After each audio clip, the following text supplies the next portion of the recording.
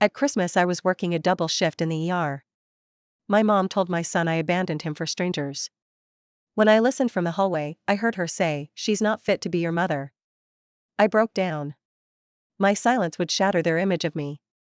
Just as she poured eggnog, he screamed a truth she never expected. Christmas Eve is always one of the hardest days for any ER nurse, but last year it was particularly brutal. I'm 42, divorced for 5 years, and the sole parent to my 12-year-old son, Logan. My ex-husband Peter and I were never meant to last. Young love mixed with bad timing, a whirlwind romance that soured the moment real life settled in. He cheated, twice that I know of, and when I found out, I walked away. I wanted better for Logan and myself. The divorce wasn't as hard as the aftermath. The real challenge was my mother, Elaine. Elaine has always been a master manipulator. To the outside world, she's charming, sophisticated, and endlessly supportive. To me, she's been a relentless critic. In her mind, a woman should prioritize family above all else, and I had abandoned that role by pursuing my nursing career. The irony of her judgment never escapes me. She was emotionally distant throughout my childhood, obsessed with social standing, appearances, and making sure no one ever saw the cracks in our perfect little family. I don't remember bedtime stories or warm hugs. I remember being scolded for wrinkling my dress or speaking out of turn. When Peter left, she found a convenient villain in me. But for Logan's sake, I tolerated her. I told myself that a relationship with his grandmother would enrich his life. After all, children need family, don't they? At least, that's what I believed, or wanted to believe. Last Christmas, the hospital was short-staffed. The flu was ripping through the city, the weather was a mess, and we were running on skeleton crews. My supervisor was practically begging for volunteers to cover extra shifts. I looked at the schedule. My stomach twisted as I stared at my name under December 24th, a double shift. I called my mother that night to see if she'd take Logan for the day. "Oh, of course I will," she said with the sweetest tone, one she reserved for moments when she was quietly pleased to see me fail. Poor boy, spending Christmas without his mother. "I'll make it special for him." Guilt gnawed at me, but I nodded, thanked her, and hung up. By Christmas Eve morning, the ER was packed. A 4-car pileup on I-93. A heart attack. 2 elderly women who slipped on the ice. A homeless man who came in with severe frostbite. I worked through it all on autopilot, drinking bad coffee, taking 5-minute breaks where I closed my eyes and prayed I wouldn't fall asleep standing. I missed Logan's morning excitement. I missed the unwrapping of gifts. But this was my job. My duty. The same duty my mother always said made me unfit to be a mother. By the time my shift ended, it was 9:30 p.m. Snow blanketed the streets. The air was brutally cold as I drove toward my mother's house. The lights were glowing in the windows, and her picture-perfect front yard glistened under the holiday lights. From the outside, it looked like a Norman Rockwell painting.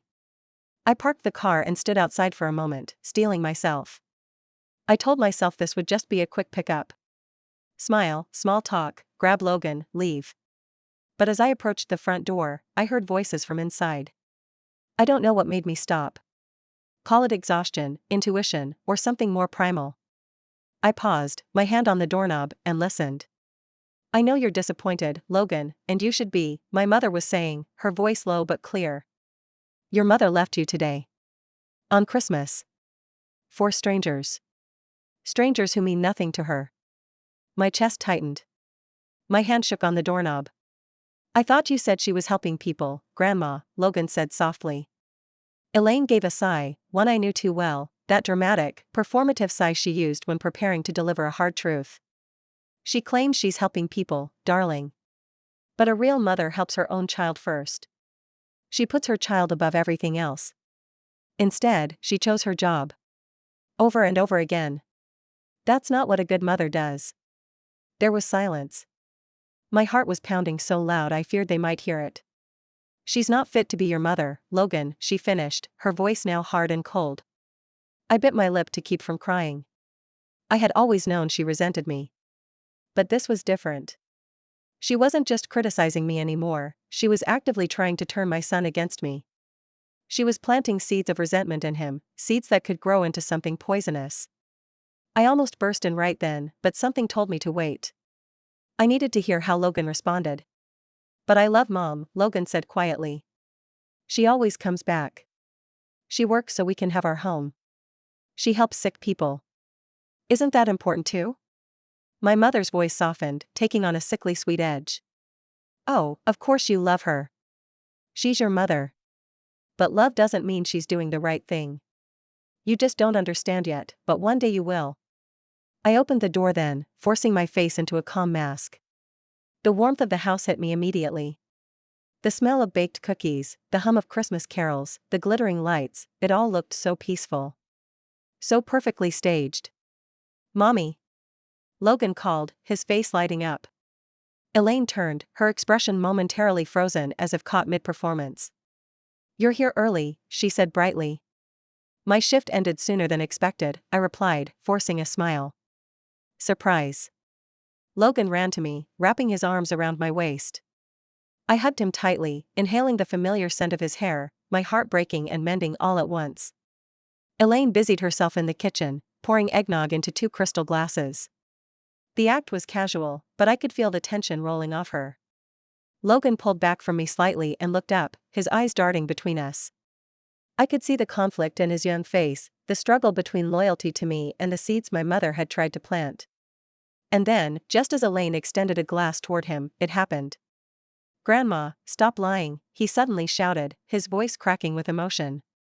Elaine froze, the eggnog sloshing dangerously near the rim. You said bad things about Mom. You said she doesn't care about me. But she does. She works hard for me. She saves people. She always comes back for me. I hate it when you say bad things about her. The words came out in a rush, like a dam breaking. Elaine's face paled, but she recovered quickly, her voice soft and condescending. Oh, sweetheart, you're too young to understand, no. Logan shouted, his fists clenched. I understand enough. Stop saying mean things about her. My hands trembled as I reached for Logan, pulling him back into my arms. I pressed my lips to his forehead and whispered, I love you so much, buddy. I love you too, Mommy. Elaine stood stiffly, still holding the glass, her mouth opening and closing as she searched for something to say. For once, she had nothing. I gathered Logan's coat and backpack without another word. Elaine finally managed, You're making a mistake, Melinda. You're poisoning him against his own family. I turned to her, calm but resolute. No, Mother. You did that all by yourself. And with that, I walked out into the snowy night, Logan's small hand clutching mine. The ride home was silent at first, except for the sound of tires crunching through snow. Logan stared out the window, occasionally sniffing, his face flushed from the confrontation. Finally, he whispered, Mom, was I bad for yelling at Grandma? I glanced at him and shook my head. No, sweetheart. You were honest. That's not bad. He exhaled heavily, like a weight had lifted. I don't want to go there anymore. You don't have to, baby. Not unless you want to. He smiled faintly and leaned back against the seat. That night, after I tucked him into bed, I sat alone at the kitchen table. I stared at my phone, at the dozens of texts and voicemails from Elaine that began pouring in the moment we left. Accusations. Guilt trips. Emotional blackmail. For the first time, I didn't respond. The texts kept coming all night. Long paragraphs filled with accusations, twisting reality into a version that only she could believe. You're manipulating him. You've always been so selfish, Melinda. I sacrificed everything for you, and this is how you repay me? Logan deserves to know the truth. One day, he will see what kind of mother you really are. I stared at my phone until the screen blurred through my tears. I could hear the wind outside, howling against the windows, as if the entire night conspired to amplify my loneliness. The apartment felt colder than usual, even though the heat was on. Maybe it was just me. I turned the phone face down. I wasn't going to engage. Not this time. For years, I had tried to walk the fine line, keep the peace, avoid confrontation, pretend her little jabs didn't cut me to the bone. But something broke open inside me that night. Not anger. Not even hatred. Just exhaustion. The kind of exhaustion that seeps deep into your bones. I thought of Logan's face, the fear, the confusion, and finally, the courage he showed. That boy had more strength at 12 than I had shown my entire life with her. I wouldn't let her poison him anymore. The next few weeks were tense. Elaine continued to call, text, and email. She left gifts on my doorstep, always carefully chosen, things she knew Logan loved, attached to cards laced with passive-aggressive guilt. From Grandma, who loves you unconditionally. I hope Mommy lets you open this. I could see what she was doing. She wanted to plant doubts in his mind. She wanted him to feel torn, like loving me meant betraying her. I refused to play along. I kept the gifts, but never handed them to Logan. I didn't hide them, I just left them in the front closet, unopened. If Logan asked about them, I would tell him the truth, gently. Not out of spite. Just honesty. It was a concept my mother had weaponized for so long, twisting truth into something sharp, that I had almost forgotten what it was supposed to feel like. Logan didn't ask about the gifts. He didn't even mention Grandma much anymore. Peter, my ex, surprised me. When I told him what happened, expecting the usual detached shrugs he offered during our co-parenting conversations, he actually looked concerned. Jesus, Mel. She said that to him? He asked, running a hand through his thinning hair. Yes, I answered flatly. I guess I always knew she was difficult, he said, sighing. But this? This crosses a line. Difficult. That's what people always called her. As if difficult covered years of emotional sabotage, gaslighting, and control. But for Peter, this was progress. If you want, I can take Logan a bit more while you sort this out, he offered. That surprised me even more. Peter rarely asked for extra time. It had always been easier for him to stick to the schedule. I nodded. That might help. He was no saint, but in that moment, I saw a glimpse of the man I once thought he could be, at least as a father. In the months that followed, I made changes. Small ones at first. I enrolled Logan in counseling, not because he was falling apart, but because I knew he would need help processing everything. We both would. I started seeing a therapist too. And for the first time in my life, I heard someone say words I never knew I needed to hear: it's okay to set boundaries. Even with parents. Boundaries. That word felt so foreign, so radical, almost like an act of rebellion. But also, freeing. With my therapist's guidance, I drafted a long email to my mother. It wasn't angry. It wasn't cruel. It was just, final. I explained that we would be taking space. That I wouldn't tolerate manipulation or attempts to undermine my parenting. That if she wished to rebuild any sort of relationship, it would be on my terms, not hers. And above all, that Logan's emotional well-being was my highest priority. I sent it late one night, my finger hovering over the send button longer than I'd like to admit. Her response came within the hour. How dare you? After everything I've done for you. You're punishing me for caring. You'll regret this. I didn't respond. Then came the escalation. The thing I always feared, but never really believed she'd do. She filed for grandparent visitation rights. Massachusetts law allows grandparents to petition for visitation under certain circumstances, typically if they had a substantial existing relationship with the child, and if cutting off contact would cause harm. It was a thin case, but my mother was nothing if not determined. I was served the papers while at work. I stood in the staff lounge, hands shaking as I read through the legal jargon. Grandparent believes the mother is emotionally unstable and unfit to make decisions in the child's best interest. I couldn't breathe. She was trying to paint me as an unfit mother. In writing. In court. The woman who had controlled me for years was now trying to legally force her way into my son's life, accusing me of the very failures she had caused. When I got home that night, Logan sensed something was wrong immediately. Mom? What happened? I debated lying. Protecting him. Shielding him from the ugliness. But then I remembered what my therapist said: age-appropriate honesty builds trust. I sat him down. Grandma is very upset that we haven't seen her, I began gently. And she's trying to ask the court to make sure she gets to spend time with you. Even if we don't feel safe or ready for that. His eyes widened. She's making them? She's trying to, I said. But we're going to handle it. You're not in trouble. None of this is your fault. He was quiet for a long time, then whispered, I don't want to go back there. I wrapped my arms around him. I know. And I'll do everything I can to make sure you don't have to. The legal process was grueling. Depositions. Court dates. Evaluations. My mother painted herself as the concerned grandmother who only wanted to rescue her grandson from my neglect. She brought up my long hours at work, my failed marriage, my history of anxiety. I felt naked. Exposed. Every small flaw dissected, twisted. But I had my documentation. My therapist's notes. My spotless record as a nurse. My stable home life. And most importantly, Logan's voice. They brought in a child psychologist to speak with him privately. Days later, the report came in. The child expresses a strong, healthy attachment to his mother. He reports feeling pressured and uncomfortable during visits with the maternal grandmother. Reunification is not advised at this time. Reading those words was like breathing air for the first time in months. The judge ruled in my favor.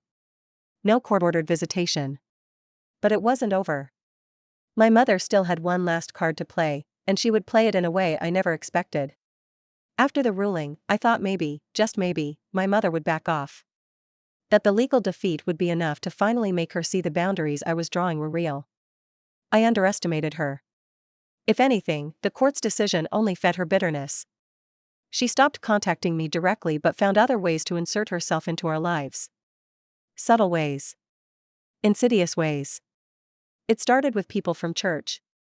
Elaine had always been active in her church community, a tightly knit, mostly older congregation who adored her perfectly curated image of a selfless grandmother cruelly separated from her grandson.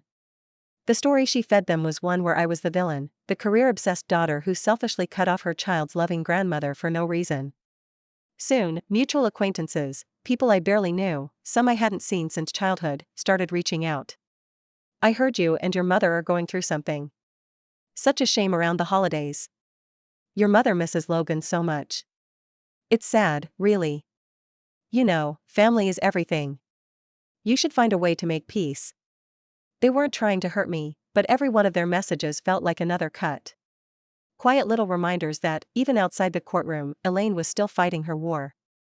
She wanted to control the narrative. And she was very good at it. At first, I ignored the whispers.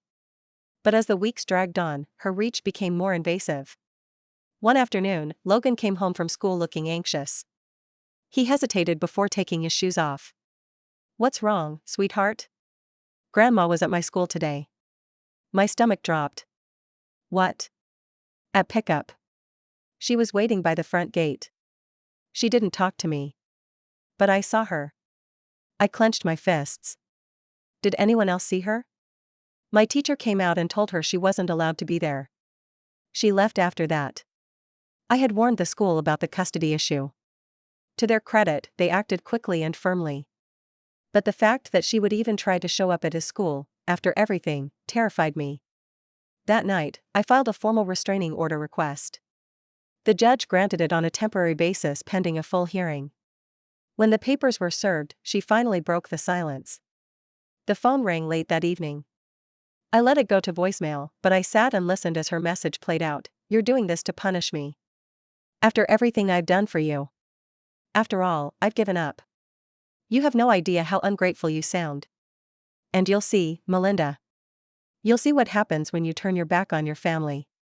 There it was. The threat, veiled in that syrupy voice she always used when speaking to outsiders. The voice that had always made people believe she was the victim. But I wasn't 12 anymore. And this wasn't her house. I saved the voicemail, forwarded it to my attorney, and waited. The next phase of her campaign came through mutual family friends. Aunt Rosalind, my mother's older sister, called one night.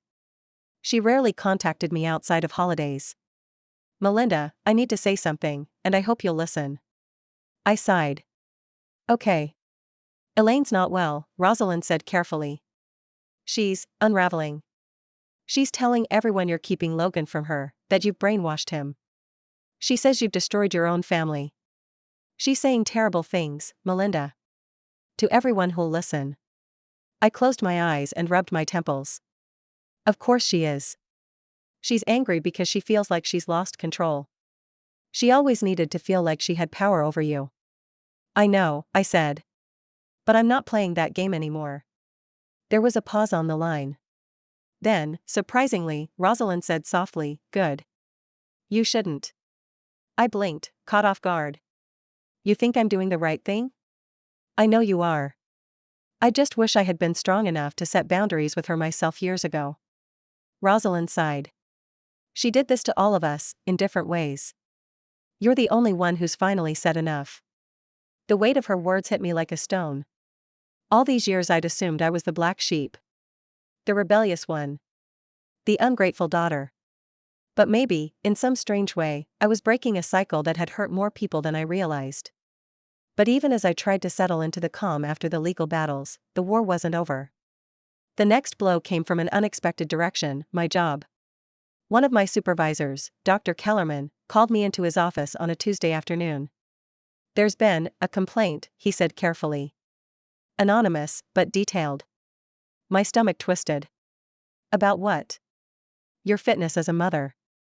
Allegations that you're bringing personal issues to work, that you've been distracted, emotionally unstable, and possibly endangering patient care." I sat frozen. "I'm obligated to document the complaint," he continued. "There's no formal investigation at this time, but hospital policy requires me to monitor your work for the next 30 days. I knew immediately where it had come from. No one else had that kind of knowledge about both my personal life and my work. No one but her.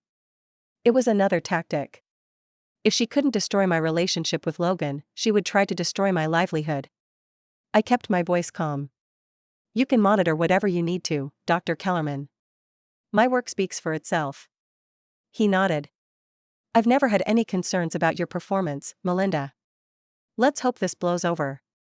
At home that night, I finally broke down. After months of holding it together, of staying strong for Logan, I let the tears come. I cried because I was tired. I cried because she never stopped. I cried because no matter how much distance I created, she kept finding cracks to crawl through. Logan came into the kitchen quietly and hugged me from behind. "Don't cry, Mom," he whispered. I turned and pulled him into my lap, even though he was getting too big for it. "Why is Grandma doing all this?" he asked softly. I struggled for the right words. "Because she's scared of not being in control. And when some people feel scared, they try to hurt others to feel powerful again." He thought about that for a long moment. "But you're still in control, right?" I smiled through my tears. "I am. And I always will be. For you." What my mother didn't realize, or maybe refused to believe, was that the more she pushed, the stronger I became. Every attack forced me to build better defenses. Every attempt to break me only revealed how resilient I had grown. But even I didn't expect what would happen next. Because while I was learning how to defend myself, someone else was watching quietly. And someone else was about to intervene. The person watching quietly turned out to be someone I least expected: Eleanor Baker, the head of our hospital's Human Resources Department. She had been aware of the anonymous complaint almost as soon as it came in. What my mother didn't know was that HR had been keeping tabs on this situation carefully, not just out of obligation, but because Eleanor had seen too many careers nearly ruined by personal vendettas.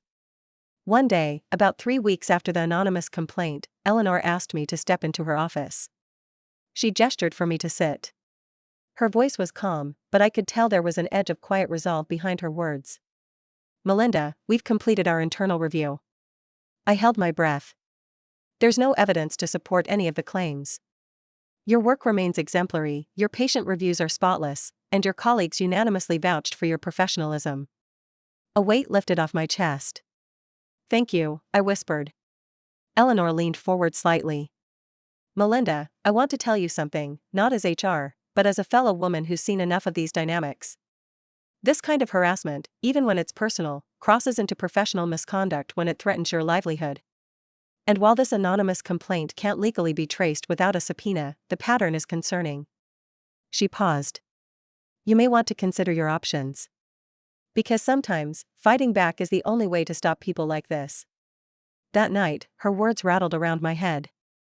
The final act of my quiet revenge didn't involve screaming, or public confrontations, or elaborate plans.